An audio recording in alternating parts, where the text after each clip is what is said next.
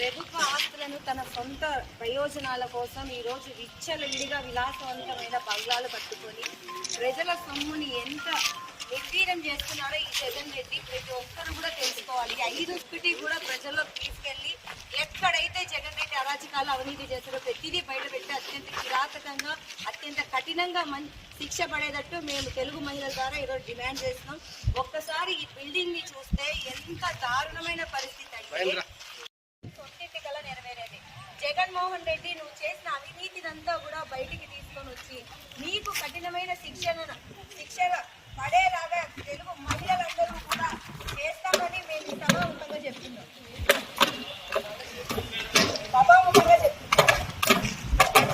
జై తెలుగుదేశం, జై తెలుగుదేశం, జై తెలుగుదేశం, జై తెలుగుదేశం.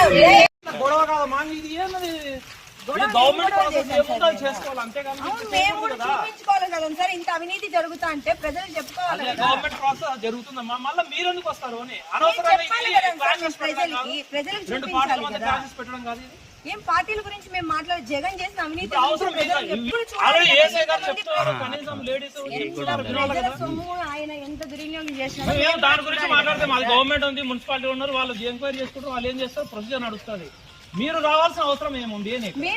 మేము చూడాలి కదా సార్. అనవసరంగా ఇప్పుడు గవర్నమెంట్ అనేది జరుగుతుందమ్మా, మీరు అవసరం లేదు. అనవసరంగా మీరు వర్గాల మధ్య చిచ్చు పెట్టినట్టు అవుతుంది. ఇది దాదాపు 1 వీక్ అనవసరంగా వర్గాల మధ్య చిచ్చు పెట్టినట్టు అవుతుంది. ఇది ఏమన్నా ఇంతకుముందు చెప్పేలేదా? ముందు చెప్పారు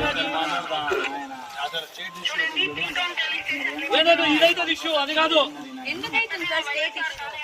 ఆర్డర్ ఇష్యూ అయితే అమ్మా. ఇది ఆర్డర్ ఇష్యూ కాకూడదనే కదా మేము చెప్పేది. గవర్నమెంట్ ప్రాసెస్ ఏది ఉందో అది చూడండి, వినండి. ప్రజలకు మేము ఏమమ్మా మీకు ఎందుకు అర్థం చేసుకోకుండా మీరు ఇట్లా వితండవాదం? మేము రాజకీయాలు మేము మాట్లాడుతున్నాము, ఎందుకు మాత్రం రాజకీయాలు మాట్లాడిస్తారా? మేము పబ్లిక్ ప్రాపర్టీలు అక్రమం కట్టించలేదు.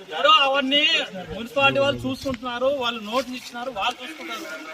దాని విషయం కాదు కదా. విన్నారా? పక్కనే ఎస్పీ గారు మాట్లాడినారు, విన్నారా? ఎట్లా చేశారండి? యూజ్లెస్ ఫెలో చెత్త ఉండకూడదు అనేది ఒక మాట. ఇంకా ఎవరు వాళ్ళ మాట చెప్పండి. మీరెంతసేపు మీ వీడియోలు చూసుకుంటున్నారు కానీ గవర్నమెంట్ ఒక యాక్షన్ తీసుకుంటుంది. మీరు ఇక్కడ కాదు, మీరు బయట ఆడాలని చేసుకోండి, ఈడ కాదు. గొడవ అయ్యేది మా అంతకన్నా ఎక్కువ కదా. ఇది చెప్పుదంటే గొడవ కన్నా ఎక్కువ కదా. నువ్వు ఇంటికాడ చేసుకోపో, ఈడ కాదు.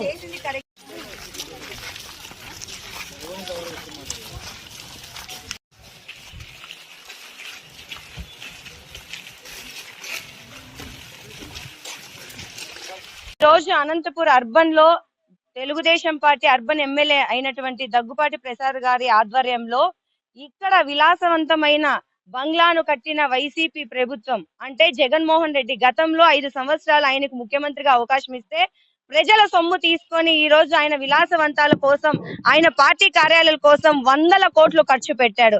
అంటే జగన్ రెడ్డి నీకు అధికారం ఇచ్చింది ప్రజల సొమ్ముతో నీ సొంత ప్రయోజనాలు చేసుకోవడానికా అని మేము ఈ రోజు నిలదీస్తున్నాం.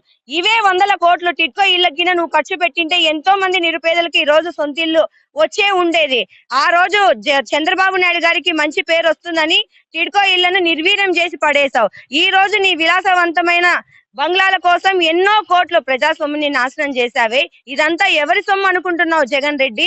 ఇలాంటి భూ కబ్జాలు, ఇలాంటి అవినీతి ఎన్ని చేశాడో ఈ జగన్ రెడ్డి, అవన్నీ కూడా తెలుగుదేశం పార్టీ బయటికి తీసి కఠినమైన శిక్ష పడేలాగా అధికారులకైతే ఏమి, జగన్మోహన్ రెడ్డికి అయితే ఏమి, ఎవరైతే ఇలాంటి కుంభకోణాల్లో ఉన్నారో ప్రతి ఒక్కరికి కూడా శిక్ష పడేలాగా ప్రభుత్వం చూసుకోవాలి. చంద్రబాబు గారు మీకు ఒకటే కోరుతున్నాం, అలాగే ఉప ముఖ్యమంత్రి పవన్ కళ్యాణ్ గారికి కూడా మేము ఒకటే కోరుతున్నాం.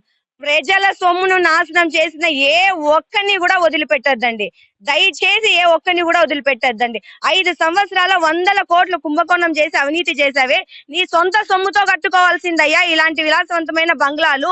ప్రజల సొమ్ముతో కట్టే అధికారం నీకు ఎవరు ఇచ్చారు? ఇక్కడే ఇలా ఉందంటే ఋషికొండలో ఇంతెంత దారుణంగా ఉంటుందో ఒకసారి ఆలోచించండి.